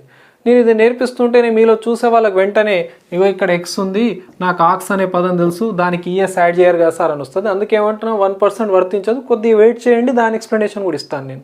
ఓకే, కాకపోతే 99% పదాలు ఏవైతే yes, SS, CH, SH, O లేదా ఎక్స్ తోటి ఎండ్ అవుతాయో వాటికి ఈఎస్ యాడ్ చేయాల్సి ఉంటుంది ప్లూరల్లో. ఇక్కడ చూడండి, బస్ ఎస్తో ఎండ్ అయింది, ఈఎస్ యాడ్ చేశాను బస్సెస్. క్లాస్ ఎస్ఎస్తో ఎండ్ అయింది, దానికి ఈఎస్ యాడ్ చేశాను classes. Match matches, brush brushes, mango దానికి ఏం యాడ్ చేశాను ఈఎస్ మ్యాంగోస్. బాక్స్ దానికి ఏం యాడ్ చేశాను ఈఎస్, ఎక్స్ తోటి ఎండ్ అయింది కాబట్టి ట్యాక్స్ ట్యాక్సెస్, బాక్స్ బాక్సెస్. ఇలా ఆక్స్ గురించి కొద్దిగా అయినాక మనం డిస్కస్ చేద్దాం. నెక్స్ట్ రూల్ 2 ఏంటి సార్ అంటే the words end with F లేదా FE. The words end with F or FE. ఏం చేయాలటప్పుడు remove F or FE and add VES to the plural. ఏ పదాలైనా ఎఫ్ లేదా ఎఫ్ఈ తోటి ఎండ్ అవుతే ఆ ఎఫ్ లేదా ఎఫ్ఈని తీసివేసి మనం ఏం యాడ్ చేయాలి, విఈఎస్ యాడ్ చేయాలి. ఇక్కడ చూడండి, లీఫ్ దేంతో ఎండ్ అయింది ఎఫ్, ఎఫ్ని తీసివేసి ఏం యాడ్ చేస్తాను ఇక్కడ నేను VES. So LEA VES leaves. Knife దేంతో ఎండ్ అయింది ఎఫ్ఈ, ఎఫ్ఈని తీసివేసి ఏం యాడ్ చేయాలి విఈఎస్ నైఫ్స్. థీఫ్ దేంతో ఎండ్ అయింది ఎఫ్ తోటి, ఎఫ్ని తీసేసి ఏం యాడ్ చేస్తాను విఈఎస్ థీవ్స్. వైఫ్ దేంతో ఎండ్ అయింది ఎఫ్ఈతో ఎండ్ అయింది, ఏం యాడ్ చేశాను విఈఎస్ వైఫ్స్. ఈ రకంగా మనం ఏ పదమైన ఎఫ్ లేదా ఎఫ్ఈతో ఎండ్ అవుతే ఆ ఎఫ్ లేదా ఎఫ్ఈని తీసివేసి విఈఎస్ని యాడ్ చేయాలి. తర్వాత వెరీ ఇంపార్టెంట్ రూల్ 3 గురించి డిస్కస్ చేద్దాం. నేను మళ్ళీసారి చెప్తున్నా, ఈ 3 రూల్స్ ఏవైతే ఉన్నాయో 99% పదాలకు ఉపయోగపడతాయి. కొన్ని వివిధ దేశాల నుంచి తీసుకున్నటువంటి పదాలకు ఇవి వర్తించవు. ఆ పదాలు ఏందో మీకు తర్వాత నేర్పిస్తాను ఇదే వీడియోలో. రూల్ 3 చూద్దాం. ఓకే, 3వ రూల్ అతి ఇంపార్టెంట్ రూల్ అండి. ఏ పదాలైతే వైతో ఎండ్ అవుతాయో, the words end with Y. If Y is preceded by a vowel add S అట. If Y is preceded by a consonant remove Y and add IES. If Y is preceded by a vowel just S add చేయండి. If Y is preceded by a consonant remove Y and add IES to the plural. మనకు already vowels తెలుసండి, A E I O U అనేవి vowels. ఒకవేళ వైకి ముందు గనక ఏదైనా ఒక oval ఉంటే జస్ట్ ఎస్ యాడ్ చేయాలి. ఒకవేళ వైకి ముందు గనక ఏదైనా కాన్సోనెంట్ ఉంటే హల్లులు ఏఈఐఓయు కాకుండా ఇంకే అక్షరం వచ్చినా వైని తీసివేసి ఐఈఎస్ని యాడ్ చేయాలి. మీకు బాగా అర్థం కావాలంటే ఇక్కడ ఎగ్జాంపుల్స్ రాసాను, అబ్జర్వ్ చేయండి. బాయ్ వై తోటి ఎండ్ అయింది, దాని ముందు ఏ అక్షరం ఉందండి ఓ అనేటటువంటి అక్షరం ఉంది. ఇది ఓవెలా కాన్సోనెంటా ఓవెల్. అప్పుడు ఏం చేయాలి మనం, కేవలం ఈ పదానికి ఎస్ యాడ్ చేయాలి బాయ్స్. తర్వాత ఇక్కడ చూడండి, స్టోరీ ఇది కూడా వై తోటి ఎండ్ అయింది, దీని ముందు ఏముంది ఆర్ అనేటటువంటి కాన్సోనెంట్ ఉంది. అప్పుడు ఏం చేయాలి, ఈ వైని తీసివేసి ఐఈఎస్ని యాడ్ చేయాలి. స్టోరీస్ మనకు తెలిసిందే, కానీ ఎలా ఫామ్ అవుతుందో నేర్పిస్తున్నాను. ఓకే, డాంకీ మెగా డిఎస్సి 2010 జరిగింది కదా ఉమ్మడి ఆంధ్రప్రదేశ్లో, అందులో అడగబడ్డటువంటి పదం డాంకీ. దేంతో ఎండ్ అయింది? వై. దానికి ముందేముంది? ఈ. సో మనం యాడ్ చేయాల్సింది ఏంటిది? జస్ట్ ఎస్ యాడ్ చేస్తే సరిపోతుంది, డాంకీస్. తర్వాత డే వైతో ఎండ్ అయింది, దాని ముందేముంది? ఏ అనేటటువంటి ఓవెల్ ఉంది. కేవలం ఏం చేయాలి? డేకి ఎస్ యాడ్ చేయాలి, డేస్ అవుతుందండి. తర్వాత ఫ్యాక్టరీ దేంతో ఎండ్ అయింది? వై. వైకి ముందేముంది? కాన్సోనెంట్, ఆర్ అనేటటువంటి కాన్సోనెంట్. వైని తీసివేసి ఏం యాడ్ చేయాలి? ఐఈఎస్ని యాడ్ చేయాలి, సో ఫ్యాక్టరీస్. తర్వాత ఏముంది? బేబీ, చిన్నపిల్లల్ని బేబీ అంటాం కదా, వై ఉంది. వైకి ముందేముంది? కాన్సోనెంట్, సో మనం ఏం యాడ్ చేయాలి? జస్ట్ వైని తీసివేసి ఐఈఎస్ని యాడ్ చేయాలి, వైని తీసివేయాలి, ఐఈఎస్ని యాడ్ చేయాలి, బేబీస్. టాయ్ దేంతో ఎండ్ అయింది? వై. వైకి ముందేముంది? ఓ అనే ఓవెల్, మనం ఏం యాడ్ చేయాలి? జస్ట్ ఎస్ యాడ్ చేస్తే సరిపోతుందండి, టాయ్స్ ఎట్సెట్రా. అన్ని పదాలకి రూల్ వర్తిస్తుందా సార్ వైతో ఎండ్ అయినటువంటి పదాలు అన్నప్పుడు? నేను మీకు ఆల్రెడీ చెప్పానండి, కొన్ని ఎక్సెప్షన్స్ ఉన్నాయి, వాటిని నేర్చుకోవాలి. ఫస్ట్ ఏంటంటే బేసిక్స్ని బాగా అర్థం చేసుకుంటేనే ఎక్సెప్షన్స్ని అర్థం చేసుకోవచ్చు. సో ఈ 3 రూల్స్ ఆధారంగా మనం ప్లూరల్స్ని ఫామ్ చేయొచ్చు ఫర్ 99% ఆఫ్ ద వర్డ్స్. ఇప్పుడు ఎక్సెప్షన్స్ ఏందో చూద్దాం. ఇది వైకి ముందు ఓవెల్ ఉందా, కాన్సోనెంట్ ఉందా చూసి మీరు ఆన్సర్ చేయాల్సి ఉంటుంది. ఓవెల్ ఉంటే ఎస్ పెట్టండి, కాన్సోనెంట్ ఉంటే వైని తీసివేసి ఐఈఎస్ని యాడ్ చేయాలి. Let us see some exceptions. Okay, ఇప్పుడు కొన్ని కాంపౌండ్ వర్డ్స్కి మనం ఎలా ప్లూరల్ రాయాలో చూద్దాం. కాంపౌండ్ వర్డ్ అంటే ఏం లేదండి, 2 పదాలు లేదా 3 పదాల యొక్క కలయిక ఒకే పదంగా పనిచేస్తాయి అన్నట్టు, వాటిని కాంపౌండ్ వర్డ్స్ అంటారు. మీరు ఎన్నో సందర్భాల్లో చూడొచ్చు ఈ పదాల యొక్క బహువచనాలను ఎగ్జామినేషన్స్లో అడుగుతూ ఉంటాడు. బ్రదర్ ఇన్ లా అన్నప్పుడు దీని బహువచనాన్ని చాలామంది ఏం చేస్తారంటే బ్రదర్ ఇన్ లాస్ అంటూ ఉంటారు. అంటే ఎస్ దేనికి యాడ్ చేస్తూ ఉంటారు? ఇక్కడ ఉన్నటువంటి లా అనేటటువంటి పదానికి. సో బ్రదర్ ఇన్ లాస్ అనేది తప్పండి. ఎప్పుడైనా ఒక కాంపౌండ్ వర్డ్ అంటే ఇలా హైఫన్స్ తోటి మీకు ఏదైనా కాంపౌండ్ వర్డ్ ఇచ్చినప్పుడు అందులో మెయిన్ వర్డ్ ఏందో చూడాలి. చీఫ్ వర్డ్, ప్రైమరీ వర్డ్, ముఖ్యమైనటువంటి పదం ఏందో చూసి దానికి మాత్రమే బహువచనాన్ని రాయాలి. ఇప్పుడు ఈ బ్రదర్ ఇన్ లాలో ముఖ్యమైనటువంటి పదం ఏంటిది? బ్రదర్. దానికి మీరు ఎస్ కలిపితే సరిపోతుందండి. అప్పుడు మన యొక్క బహువచనం బ్రదర్స్ ఇన్ లా అవుతుంది. Okay, same applies to sister in law. ఇందులో ముఖ్యమైన పదం ఏంటిది? సిస్టర్. దీనికి ఎస్ యాడ్ చేయాలి. సో సిస్టర్స్ ఇన్ లా అనేది దాని యొక్క బహువచనం. ఓకే, ఎస్ యాడ్ చేస్తే సరిపోయింది. తర్వాత పదం commander in chief. SSC examination staff selection కమిషన్లో అడగబడ్డటువంటి బిట్. కమాండర్ ఇన్ చీఫ్లో ముఖ్యమైనటువంటి పదం ఏంటిది? కమాండర్. సో దీనికి మనం ఎస్ యాడ్ చేస్తే సరిపోతుందండి. Okay, commanders in chief. Okay, ఈ రకంగా మీరు బహువచనాలు రాయాలి. దయచేసి వీటిని ముట్టుకోవద్దు, వీటికి బహువచనాలు రాయొద్దు. తర్వాత స్టెప్ బ్రదర్. ఇప్పుడు మీరు దీనికి ఫామ్ చేయండి చూద్దాం. ఇందులో స్టెప్ బ్రదర్లో ముఖ్యమైనటువంటి పదం ఏంటిది? బ్రదర్. సో మన ప్లూరల్ ఏమవుతుందండి అప్పుడు? Step brothers. ఓకే, అంతేగాని ఇక్కడ ఎస్ యాడ్ చేయొద్దు. ముఖ్యమైన పదం ఏంటిది? బ్రదర్. సో దానికి ఎస్ యాడ్ చేయాలి, స్టెప్ బ్రదర్స్. ఇవి 2 స్టార్ మార్క్ బిట్స్ అండి. ఇవి కూడా ఎస్ఎస్సి ఎగ్జామినేషన్స్లో అడగబడ్డవే. స్పూన్ఫుల్, హ్యాండ్ఫుల్ అన్నాను. ఇవి ఒకప్పుడు కాంపౌండ్ వర్డ్స్ అండి, మధ్యలో హైఫన్ ఉండే.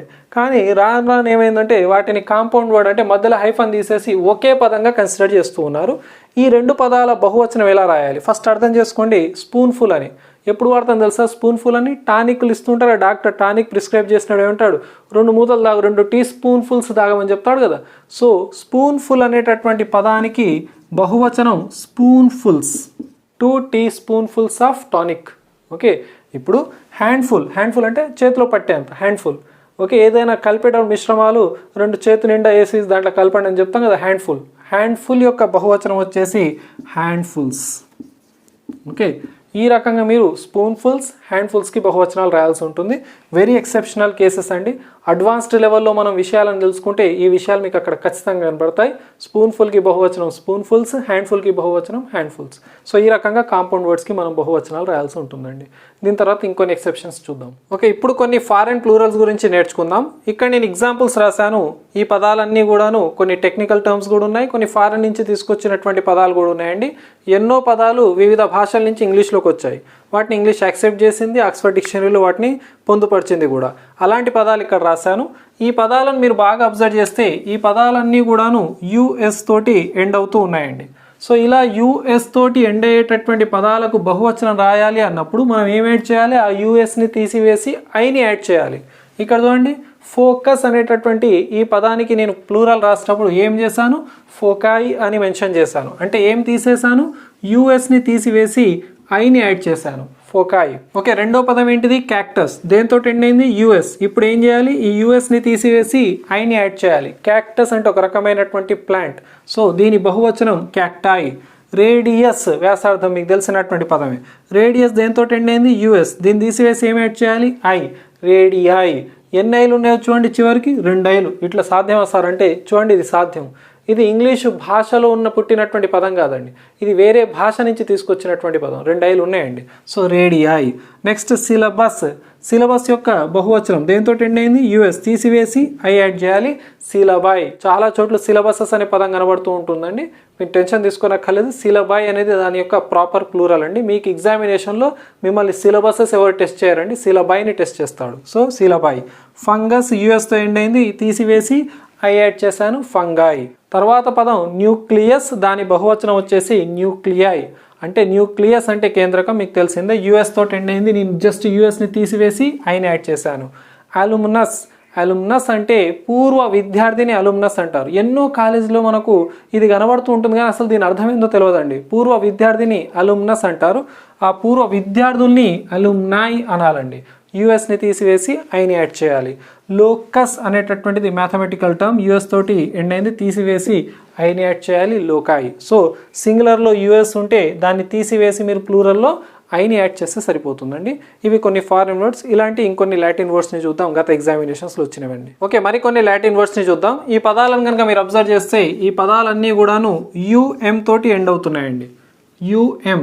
ఓకే, సో ఫస్ట్ పదం వచ్చేసి స్టేడియం. సాధారణ భాషలో మీరు వింటూ ఉంటారు స్టేడియంస్ అని అంటూ ఉంటారండి, యాక్సెప్టెడ్, తప్పేం లేదు. కానీ ఎగ్జామినేషన్స్లో 4 ఆప్షన్లలో మీకు స్టేడియంస్ కనపడదండి, ఎందుకంటే అది చాలా చిన్న పెట్టి ఎవరైనా స్టేడియంస్ ఆన్సర్ చేస్తారు. దాని బహువచనం వచ్చేసి స్టేడియా. అంటే ఏ పదమైన యుఎం తోటి ఎండ్ అయితే ఆ యుఎంని తీసివేసి మనం ఏని యాడ్ చేయాలి. ఇంతకుముందు ఒక రూల్ నేర్చుకున్నాం కదండి, ఏ పదమైన యుఎస్ తోటి ఎండ్ అయితే ఐని యాడ్ చేసాం కదా, బహువచనంలో యుఎస్ని తీసివేసి ఐని యాడ్ చేసాం. ఇక్కడ ఏం చేస్తున్నాం? యుఎంని తీసివేసి ఏని యాడ్ చేస్తున్నాం.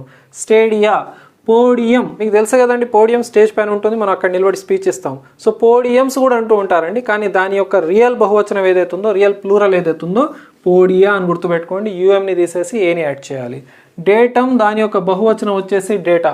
మనందరికీ డేటా తెలుసు అండి, డేటా లేదా మీరు ఈ వీడియోని కూడా చూడలేరు కదా, కాకపోతే దాని ఏకవచనం ఏంటిది? డేటమ్. సో యుఎంతో ఎండ్ అయింది, యుఎంని తీసివేసి ఏని యాడ్ చేయాలి. మీడియం. మనకందరికీ తెలిసిన పదం ఏం సార్? మీడియంస్ అంటాం కదా సార్ అంటే అనొచ్చండి, అంటూ ఉంటారు. ఇంగ్లీష్ భాష రకరకాలుగా మాట్లాడబడుతుంది, దాని యొక్క ప్రాపర్ ప్లూరల్ వచ్చేసి మాత్రం మీడియా అని గుర్తుపెట్టుకోండి. యుఎంని తీసివేసి ఏని యాడ్ చేయాలి. మీడియా. బ్యాక్టీరియం. మీకు తెలిసిందే, దాని బహువచనం వచ్చేసి బ్యాక్టీరియా. యుఎంని తీసేసి ఏని యాడ్ చేశాను.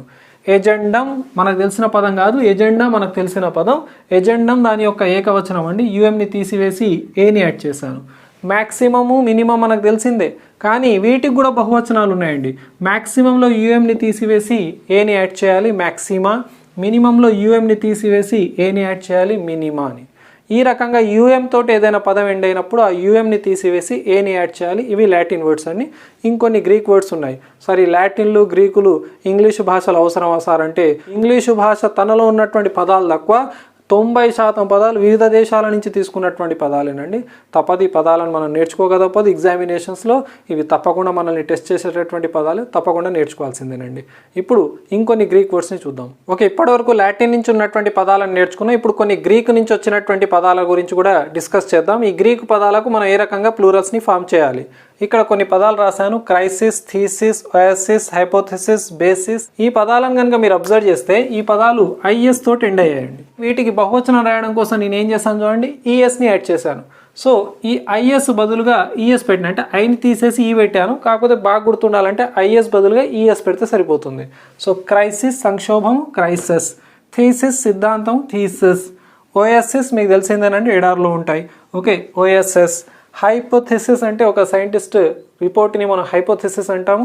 ఓకే, సో ఎస్ఐఎస్ తోటి ఎండ్ అయింది కాబట్టి ఈఎస్ని యాడ్ చేసాం, హైపోథెసిస్. సో బేసిస్ ఐఎస్ తోటి ఎండ్ అయింది, బేసెస్ ఆధారాలు. తర్వాత 2 స్పెషల్ వర్డ్స్ రాసాను అక్కడ, అపెండిక్స్ అని, ఇండెక్స్ అని. వాటికి ఈఎస్ యాడ్ చేస్తూ కూడా బహువచనం యాక్సెప్టెడేనండి. ఓకే, అపెండిక్సెస్, ఇండెక్సెస్ అని కరెక్టే, కాకపోతే దాని ఒరిజినల్ ప్లూరల్ ఫామ్ ఏదైతే ఉందో, మనల్ని ఎగ్జామినేషన్లో టెస్ట్ చేసే ఫామ్ ఏదైతే ఉందో అది ఇక్కడ ఉందండి. సో ఈ అపెండిక్స్ యొక్క బహువచనం వచ్చేసి అపెండిసెస్. ఇండెక్స్కి వచ్చినటువంటి బహువచనం ఇండిసెస్ అని గుర్తుపెట్టుకోండి, ఇండిసెస్ అనేటటువంటిది. ఈ రకంగా ఈ పదాలు గ్రీక్ భాష నుంచి తీసుకోబడ్డటువంటి పదాలు. ఐఎస్ తోటి ఎండ్ అయితే దాని బహువచనానికి మీరు ఈఎస్ రాస్తే సరిపోతుందండి. నేను ఇక్కడ ఒక లిస్ట్ రాశానండి. ఈ పదాలు ఎల్లప్పుడూ ఏకవచనాలే. వీటికి బహువచనాలు రాయడానికి ట్రై చేయకూడదు. సరే, వీటి తర్వాత వస్తున్నటువంటి వర్బ్ ఏకవచనాల బహువచనాల నేను దాని గురించి ఇప్పుడు డిస్కస్ చేయదలుచుకోలేదండి. ఈ పదాలను అర్థం చేసుకోకుండా, ఈ పదాలపైన అవగాహన పెంచుకోకుండా తర్వాత నేను వర్బ్ ఏం రాయాలని ఆలోచించడం అనేది కొద్ది తొందరపాటు అవుతుంది. ఫస్ట్ ఈ పదాలలో ఉన్నటువంటి అర్థం ఏందో తెలిస్తే తర్వాత నేను సబ్జెక్ట్ అండ్ వర్బ్ అగ్రిమెంట్ దగ్గర పూర్తి అవగాహనను కల్పించే అవకాశం ఉంటుంది. ఫస్ట్ ఇండివిజువల్గా పదాలను అర్థం చేసుకోండి. ఇక్కడ ఈ పదాలకు ఎట్టి పరిస్థితుల్లో మీరు బహువచనం రాయడానికి వీల్లేదు. ఇక్కడ నేను చూడండి ఏం రాశాను, లగేజ్, అంతేగాని లగేజెస్ అనకూడదు. ఫర్నిచర్, ఫర్నిచర్స్ అనే పదం ఇంగ్లీష్లో లేదు, ఫర్నిచర్ అనాలి. జ్యువెలరీ, అబ్జర్వ్ చేయండి, ఇది వై తోటి ఎండ్ అయింది, దానికి ముందు ఏముంది ఆర్. ఇంతకుముందు రూల్ 3 నేర్చుకున్నాం కదా, వైని తీసివేసి ఐఈఎస్ కలుపుతా సార్ అంటే ఇక్కడ అది వర్తించదు. అందుకే ఏమన్నా నేను చెప్తున్నటువంటి ఆ రూల్స్ ఏవైతే ఉన్నాయో 99% పదాలకు వర్తిస్తాయి. కొన్ని పదాలు వేరే భాషల నుంచి తీసుకోబడ్డాయి, వాటిని ఎలా ఉన్నాయో అలానే నేర్చుకోవాలన్నాను. జ్యువెలరీకి బహువచనం ఉండదు, ఎన్ని నగలున్నా జ్యువెలరీనే అనాలి. తర్వాత షీప్, గొర్రెలు, ఎన్ని గొర్రెలు ఉన్నా కానీ షీపేనండి, షీప్స్ అనడానికి వీల్లేదు. డీర్, జింకలు, ఎన్నున్నా డీరే అనాలి. స్పేస్ క్రాఫ్ట్, ఎయిర్ క్రాఫ్ట్, వీటికి బహువచనాలు ఉండవు. గత ఎగ్జామినేషన్స్లో ఎయిర్ క్రాఫ్ట్ అడగబడ్డదండి. సో ఎయిర్ క్రాఫ్ట్స్ ఉండదండి, ఎయిర్ క్రాఫ్టే ఉంటుంది, ఎన్నున్నా ఎయిర్ క్రాఫ్టే అనాలి. సీనరీ కూడా గత ఎగ్జామినేషన్స్లో గురుకులాల్లో అడగబడ్డ బిట్టండి. సీనరీకి బహువచనం ఉండదండి, సీనరీనే అనాలి, సీనరీస్ కాదు. ఎందుకంటే వై తోటి ఎండ్ అయింది, ఆర్ ఉంది, వై తీసేసి ఐఎస్ పెడతా సార్ అంటే అది వర్తించదు, సీనరీనే. మనీ, సార్ వై ఉంది సార్, వైకి ముందు ఓవేల్ ఉంది సార్, దానికి ఎస్ యాడ్ చేస్తా సార్ అంటే ఆ రూల్ ఇక్కడ వర్తించదు సార్. మనీని అనాలి తప్ప బహువచనం రాయడానికి వీల్లేదు. క్యాష్కి కూడా బహువచనం ఉండదు. Okay, music, no plural. Knowledge, ఎంత నాలెడ్జ్ ఉన్నా నాలెడ్జే తప్ప నాలెడ్జెస్ అనడానికి వీల్లేదు. ఎయిర్, హెయిర్, ఎంత ఉన్నా హెయిరే. ఫైర్, అడ్వైస్, చాలా ఇంపార్టెంట్ అండి. చాలామంది అడ్వైసెస్ అంటుంటారు, తప్పు. ఎన్నో ఎగ్జామినేషన్స్లో అడగబడ్డ బిట్టండి. ఓకే, అడ్వైస్కి బహువచనం ఉండదు, సలహా. ఎస్ ఉంటే అడ్వైజ్, అది వర్బ్ అవుతుందండి. సి ఉంటే అడ్వైస్, సలహా నామవాచకం అవుతుందండి. ఇదైతే రెగ్యులర్గా అడబడే క్వశ్చన్ అండి ఎగ్జామినేషన్స్లో. ఇన్ఫర్మేషన్స్ ఉండవండి, ఇన్ఫర్మేషన్ ఉంటుంది. మీరు ఐ హ్యావ్ సమ్ ఇన్ఫర్మేషన్ అనాలి, I gave him some advice అనాలి తప్ప అడ్వైజెస్ అనడానికి వీల్లేదు. So some advice, some information, a piece of information, a piece of advice కూడా అనొచ్చండి. అక్కడ హెల్ప్స్ అనొద్దండి.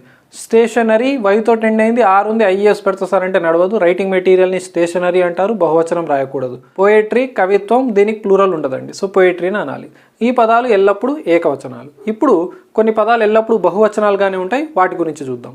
ఓకేనండి, ఇప్పటివరకు మనం ఆల్వేస్ సింగులర్ గురించి నేర్చుకున్నాం. ఇప్పుడు ఆల్వేస్ ప్లూరల్ వర్డ్స్ అంటే వీటికి ఏకవచనాలు రాయకూడదు, ఇవి ఎల్లప్పుడూ బహువచనాలే. వీటి తర్వాత వచ్చే వర్బ్ కూడా ఎల్లప్పుడూ బహువచనమే ఉంటుంది. అంటే ఈజ్ రాదండి, ఆర్ వస్తుంది. హ్యాజ్ రాదండి, హ్యావ్ వస్తుంది. అంటే ఇవి మనకు ఎప్పుడు కూడా ప్లూరల్ వర్బ్ తోటే వస్తాయని గుర్తుపెట్టుకోవాలి. కొద్దిగా టెన్సెస్ పైన వర్బ్ పైన అవగాహన పెరిగితే ఇవన్నీ చాలా ఈజీగా అర్థమవుతాయండి. తర్వాత ఫస్ట్ ఇండివిజువల్ ఈ పదాలను అర్థం చేసుకుంటే అవి ఈజీ అవుతాయి. సో ఆల్వేస్ ప్లూరల్ అండి. మీరు ఎప్పుడు కూడా సిజర్స్ అనాలి, ఒక్క కత్తెర ఉన్నప్పటికీ. జత, సిజర్స్ అనాలి తప్ప సిజర్ అనకూడదు. ఓకే, సిజర్స్ ఆర్ షార్ప్ అనాలి కానీ సిజర్ ఈస్ షార్ప్ అనడానికి వీల్లేదండి. So scissors. ట్రౌజర్స్, ప్యాంట్స్ కదా, ట్రౌజర్స్ జత, సో ట్రౌజర్సే అనాలి, ట్రౌజర్ ఉండదు. స్పెక్టకిల్స్, అర్థమైందా, కళ్ళద్దాలు, జత, స్పెక్టకల్ అనడానికి వీల్లేదు. దీని షార్ట్ ఫామ్ స్ప్లిట్స్ కాదండి, స్పెక్స్. దీనికి ఎస్ యాడ్ చేయాలి, స్పెక్స్. ఓకే, గాగుల్స్, సేమ్ కళ్ళద్దాలు. సాక్స్, ఓకే, సాక్స్ మీకు తెలిసిందే, ఎల్లప్పుడూ బహువచనం. జీన్స్ మీకు తెలిసిన పదమే, ఎల్లప్పుడూ బహువచనం, జీన్ అనకూడదు, జీన్సే. బైనాకులర్స్ మీకు తెలిసిందే, బైనాకులర్స్ ఎల్లప్పుడూ బహువచనమే. సేవింగ్స్, మనం ఏదైతే దాచిపెట్టుకుంటాం వాటిని సేవింగ్స్ అంటాం, సేవింగ్ ఉండదండి, సేవింగ్స్ ఉంటుంది. అర్థమైందా, నామవాచకంగా. సేవింగ్ అనేది ఎవరినైనా కాపాడడం, అదేమో వర్బ్. సేవింగ్స్ అనేదేమో ఎల్లప్పుడూ బహువచనంగా వచ్చేటటువంటి నామవాచకం. స్టడీస్ మీకు తెలిసిన పదమే, స్టడీస్ అనేది చాలా ఇంపార్టెంట్. స్టడీ బాగాలేదు అనొద్దండి, స్టడీస్ అనాలి. ఓకే, బిలాంగింగ్స్, మనకి ఏదైతే వస్తువులు చెందుతాయో వాటిని బిలాంగింగ్స్ అనాలి. అవుట్స్కర్ట్స్, ఊరు పొలిమేర, ఊరు చివర ఉన్నటువంటి ప్రాంతాన్ని అవుట్స్కర్ట్స్ అంటారండి, బాగా గుర్తుపెట్టుకోవాలి, ఇది ఎల్లప్పుడూ బహువచనం. పీపుల్ అండ్ పోలీస్, బాగా గుర్తుపెట్టుకోండి. పోలీస్ అయితే ఎన్నో సందర్భాల్లో అడగబడ్డటువంటి బిట్ అండి. ఎలా అడిగాడంటే, the police is arresting the thief now అని ఇలా అడిగి ఈ వాక్యం కరెక్టా తప్ప కరెక్షన్ ఆఫ్ సెంటెన్సెస్లో అడుగుతాడు. ఇక్కడ చూడండి, పోలీస్ అనేటటువంటి ఈ పదం ఏదైతే ఉందో ఇది ఎల్లప్పుడూ బహువచనం, ఈజ్ రాదు, ఆర్ వస్తుంది. ఎందుకు మీరు ఈ విషయాలను నేర్చుకుంటారు, ఎందుకు నంబర్ అనేటటువంటి విషయాన్ని నేర్చుకుంటారు అనేది తర్వాత మీకు స్లోగా అర్థమవుతుందండి. సో పీపుల్, సార్ ఎక్కడో నేను పీపుల్స్ కూడా చూసాను సార్, కరెక్టేనా సార్ అని అంటే ఒకే దేశానికి చెందిన ప్రజల గురించి మాట్లాడినప్పుడు పీపుల్ అని, లేదా ఒకే జాతికి చెందినటువంటి వ్యక్తులను గురించి మాట్లాడిన పీపుల్ అంటారు. వివిధ జాతులు వివిధ దేశాల యొక్క ప్రజల గురించి మాట్లాడినప్పుడు పీపుల్స్ అంటారట కదా సార్, నిజమేనా అంటే నిజమేనండి. సోషల్ టెర్మినాలజీలో ఆ పీపుల్స్ అనేటటువంటి పదం కనబడుతుంది. దయచేసి ఇంగ్లీష్కి వచ్చేసరికి ఇక్కడ మన కాంపిటేటివ్ సక్సెస్ అనేది ఇంపార్టెంట్ కాబట్టి మీరు ఎంత వెతికినా మీకు ఈ కాంపిటేటివ్ ఎగ్జామినేషన్స్లో పీపుల్స్ అనే పదం కనబడదు. పీపుల్ అనే పదం కనబడుతుంది, అది ఎల్లప్పుడూ బహువచనమే. పీపుల్స్ ఇచ్చిన బహువచనమే కదా, ఎందుకు ఆలోచించాలి? సో పీపుల్ అని ఇచ్చినప్పుడు అది ఏకవచనం కాదండి. పీపుల్ ఆర్ వయలెంట్ అనాలి తప్ప పీపుల్ ఈజ్ వయలెంట్ అనొద్దు. ఎంతసేపు అయినా పీపుల్ బహువచనంగానే కన్సిడర్ చేయాలి. సో ఇవన్నీ ఆల్వేస్ ప్లూరల్ వర్డ్స్ అండి. మనం దేనికంటే ముందు ఆల్వేస్ ప్లూరల్స్ గురించి మాట్లాడాం. వాటి తర్వాత వచ్చే వర్బ్ కూడా ప్లూరలే ఉంటుందని డిస్కస్ చేసాం. ఇప్పుడు కొన్ని పదాలు ఎల్లప్పుడూ ప్లూరల్గా ఉన్నప్పటికీ వాటి తర్వాత వచ్చేటటువంటి వర్బ్ ఏదైతే ఉందో అది ఏకవచనం ఉంటుందండి. ఏంటి సార్ మీరు చెప్పదలుచుకుంది అని అంటే, ఈజ్ అనేది ఏకవచనాలకు వచ్చేటటువంటి హెల్పింగ్ వర్బ్ అండి. ఆర్ అనేది బహువచనాలకు వచ్చేటటువంటిది మీకు తెలిసిన విషయమేనండి. హ్యావ్ ఏమో బహువచనాలకు వస్తే హ్యాజ్ ఏమో ఏకవచనాలకు వస్తుంది. అయితే ఇవి చూడ్డానికి బహువచనాలే అయినప్పటికీ వీటి తర్వాత వచ్చే వర్బ్ ఏదైతే ఉందో అది ఏకవచనం ఉంటుంది. ఇవన్నీ సబ్జెక్టుల పేర్ల దగ్గర రాసాను చూడండి. Physics, economics, mathematics, politics, statistics. దీని తర్వాత వర్బ్ ఏది రావాలంటే ఈజ్ రావాలి. Physics is a difficult subject. Politics is a dirty game. Politics is a dirty game. Politics, mathematics is an easy subject. Mathematics is a crucial subject. వీటి తర్వాత ఏకవచనం వస్తుందండి. So ఇక్కడ నేను కొన్ని గేమ్స్ పేర్లు రాశానండి. బిలియర్డ్స్ అని, టెన్నిస్ అని, డాట్స్ అని. ఇవి చూడడానికి ఎల్లప్పుడు బహువచనాలే, నో డౌట్. కానీ వీటి తర్వాత వచ్చేటటువంటి వర్బ్ ఏదైతే ఉందో అది సింగులర్ ఉండాలండి. Functioning as singular. Okay, billiards is an interesting game. దీని తర్వాత కొన్ని డిసీజెస్ రాశానండి. డయాబెటీస్, మీజిల్స్, రేబీస్ అనేటటువంటివి చూడడానికి ఎల్లప్పుడూ బహువచనాలే, కానీ వీటి తర్వాత వచ్చేటటువంటి వర్బ్ ఏదైతే ఉందో అది ఏకవచనం అండి. Diabetes is a dangerous disease. ఇలా మనం కొన్ని పదాలు బహువచనంగా ఉన్నప్పటికీ వాటి ఫంక్షన్ మాత్రం ఏకవచనంగా కన్సిడర్ చేయాల్సి ఉంటుంది. ఇంకొన్ని పదాలు చూద్దాం. ఇక్కడ కొన్ని స్పెషల్ వర్డ్స్ నేర్చుకుందాం. మ్యాన్ అనేటటువంటి పదానికి బహువచనం వచ్చేసి మెన్ అండి, మెన్స్ కాదు. ఉమన్, దీన్ని ఉమన్ అని పలుకుతున్నాను, జాగ్రత్త వినండి. దీని బహువచనం వచ్చేసి విమిన్. ఏమని పలకాలి? విమిన్. ఓకే, ఏం లేదండి, మెన్ కామన్ ఉంది కానీ పలికే విధానం మాత్రం విమిన్. నెక్స్ట్, చైల్డ్కి బహువచనం వచ్చేసి చిల్డ్రన్. దయచేసి చిల్డ్రన్స్ అనకండి, చైల్డ్కి బహువచనం చిల్డ్రన్. గూజ్, గురుకులాలలో వచ్చినటువంటి బిట్. గూజ్కి బహువచనం వచ్చేసి గీస్ అండి. పెద్ద బాతుని, ఎత్తైన బాతుని ఎక్కువగా ఫారినర్స్ తింటారు. గూజ్ యొక్క బహువచనం వచ్చేసి గీస్. తర్వాత ఫుట్ యొక్క బహువచనం ఫీట్. ఫీట్స్ ఉండొద్దండి, ఫీట్, ఫుట్, ఫీట్. మౌజ్, చిట్టెల్కను మౌజ్ అంటారండి. మౌజ్ యొక్క బహువచనం వచ్చేసి మైస్. ఇది కూడా ఒక లాటిన్ వర్డే. మౌజ్ బహువచనం వచ్చేసి మైస్. కంప్యూటర్ కూడా మౌజ్ ఉంటుంది కదా సార్, దాని బహువచనం ఏం సార్ అంటే దాని బహువచనం వచ్చేసి మౌజెస్. ఎగ్జామ్లో ఎలా గుర్తుపట్టాలి సార్ అని అంటే ఓ వాక్యం ఇస్తాడండి, my computer mouse is not working అని. మౌజ్ని అండర్లైన్ చేస్తాడు. కంప్యూటర్ అని ఉంది కాబట్టి మౌజెస్ అని పెట్టండి. The mouse is bothering us a lot అని ఇచ్చాడు అనుకోండి, ఈ ఎలుకలు బాగా ఇబ్బంది పెడుతున్నాయి అన్నాడు, ఆ మౌజ్ని అండర్లైన్ చేస్తాడు, అప్పుడు మైస్ అని పెట్టండి ఆన్సర్. సో మౌజ్కి బహువచనం మైస్. లవ్స్, నెత్తిలో పెయిన్ అని లవ్స్ అంటారు, బహువచనం వచ్చేసి లైస్. తర్వాత పదం ఆక్స్. ఆక్స్ యొక్క బహువచనం వచ్చేసి ఆక్సన్. మీతో ఆల్రెడీ నేను డిస్కస్ చేశాను, అది ఎక్స్తో ఎండ్ అయినప్పటికీ ఈఎస్ యాడ్ చేయకూడదండి, ఈఎన్ని యాడ్ చేశాను, ఆక్సన్. తర్వాత టూత్కి బహువచనం టీత్. ఇది చెఫ్ కాదండి, షెఫ్. ఇది ఎఫ్ తోటి ఎండ్ అయింది, అయినా కానీ నేను ఎఫ్ని తీసివేసి విఈఎస్ని యాడ్ చేయలేదండి. రూల్ 2 కనుక మీకు గుర్తుంటే. షెఫ్కి జస్ట్ ఏం యాడ్ చేశాను నేను? ఎస్ యాడ్ చేశాను, అందుకే స్పెషల్ వర్డ్ అని రాశాను అక్కడ. షెఫ్కి బహువచనం వచ్చేసి షెఫ్స్. నెక్స్ట్ పదం వచ్చేసి ఫార్ములా. దాని బహువచనం వచ్చేసి ఫార్ములే. చాలామంది ఫార్ములాస్ కూడా అంటూ ఉంటారు, కరెక్టే రాస్తానంటే బోత్ ఆర్ యాక్సెప్టెడ్, కానీ ఎగ్జామినేషన్స్లో మీరు దీన్ని ఎక్స్పెక్ట్ చేయండి. ఫార్ములే. స్పెల్లింగ్ ఈజ్ ఇంపార్టెంట్ అండి. ఈ చివరి ఉన్నట్టు రాసి చివరిని నేను కేవలం ఈని యాడ్ చేశాను. ఇవి కొన్ని స్పెషల్ వర్డ్స్. ఓకే, ఈ క్లాస్ చివరిలో నేను ఇంకొన్ని స్పెషల్ వర్డ్స్ని డిస్కస్ చేసి ఈ క్లాస్ని కంక్లూడ్ చేస్తాను. ఇక్కడ కొన్ని పదాలు రాశాను. డజన్, 100, 1000, మిలియన్ అండ్ బిలియన్ అనేటటువంటి పదాలు. ఇవి ఎల్లప్పుడూ ఏకవచనమా బహువచనమా సార్ అని చాలామందికి డౌట్ వస్తుందండి. ఒకవేళ వీటి ముందు ఏదైనా సంఖ్యను మెన్షన్ చేస్తే 2, 3, 4 ఏది మెన్షన్ చేసినా ఇది ఎల్లప్పుడూ ఏకవచనమే. ఈ పదాల ముందు సంఖ్యను మెన్షన్ చేస్తే ఇవి ఏకవచనం. ఒకవేళ ఎలాంటి సంఖ్య లేదు అంటే ఇవి బహువచనాలుగా కూడా ఉపయోగపడతాయి. మీకు ఒక చిన్న ఉదాహరణ ఇక్కడ రాసాను చూడండి. 2 డజన్ ఆఫ్ మ్యాంగోస్. ఇది గురుకులాలలో అడగబడ్డటువంటి యాజ్ ఇట్ ఈస్ బిట్ అండి. 2 డజన్ ఆఫ్ మ్యాంగోస్. ఇక్కడ నేను డజన్స్ అని రాయలేదు. ఎందుకు రాయలేదంటే దీని ముందు ఏం చేశాను, నేను సంఖ్యను మెన్షన్ చేశాను, అందుకే ఆ డజన్ తర్వాత నేను ఎస్ పెట్టలేదు. ఒకవేళ సంఖ్య లేదనుకుందాం, ఇలా రాయొచ్చు, dozens of mangoes. I bought 2 dozen of mangoes. నేను 2 డజన్ల మ్యాంగోస్ కొన్నాను. తెలుగులో డజన్లు అనొచ్చు, కానీ ఇంగ్లీష్కి వచ్చేసరికి 2 డజన్ అని మాత్రం అనాలి. I bought 2 dozen of mangoes. ఒకవేళ నేను నెంబర్ మెన్షన్ చేయలేదు, I bought dozens of mangoes. నేను కొన్ని డజన్ల మ్యాంగోస్ని తీసుకున్నాను. అక్కడ నేను సంఖ్యనే మెన్షన్ చేయలేదు కాబట్టి డజన్స్ ఆఫ్ మ్యాంగోస్ అని మెన్షన్ చేశాను. ఓకే, ఇక్కడ చూడండి 600 రూపీస్ అని రాశాను. ఈ 100కి నేను ఎస్సైడ్ చేయలేదు. ఎందుకు చేయలేదు? దాని ముందు ఏం చేశాను? నేను నెంబర్ని మెన్షన్ చేశాను. Same applies to 1000, million, billion. 6000 rupees, 6 million rupees, 6 billion rupees. అంతేగాని బిలియన్స్, మిలియన్స్, హండ్రెడ్స్, థౌజండ్స్ అనకూడదు. ఎందుకు? నెంబర్ ఉంది కాబట్టి. ఒకవేళ నెంబర్ లేదనుకుందాం, అప్పుడు ఏమైతుంది చూడండి, హండ్రెడ్స్ ఆఫ్ రూపీస్. ఇక్కడ చూడండి ఎస్సైడ్ చేశాను. I gave you hundreds of rupees, I gave him millions of dollars. ఇలా మిలియన్స్, బిలియన్స్ అనొచ్చు. ఎప్పుడు అనొచ్చు? దాని ముందు సంఖ్య లేనప్పుడు. సో జాగ్రత్త గుర్తుపెట్టుకోండి, ఈ పదాల ముందు ఏదైనా సంఖ్యను మెన్షన్ చేస్తే ఇది ఏకవచనంగానే ఉంటుంది, దీనికి ఎస్సైడ్ చేయకూడదు. ఒకవేళ ఎలాంటి సంఖ్య దీని ముందు మెన్షన్ చేయకుంటే మీరు బహువచనం రాయవచ్చండి.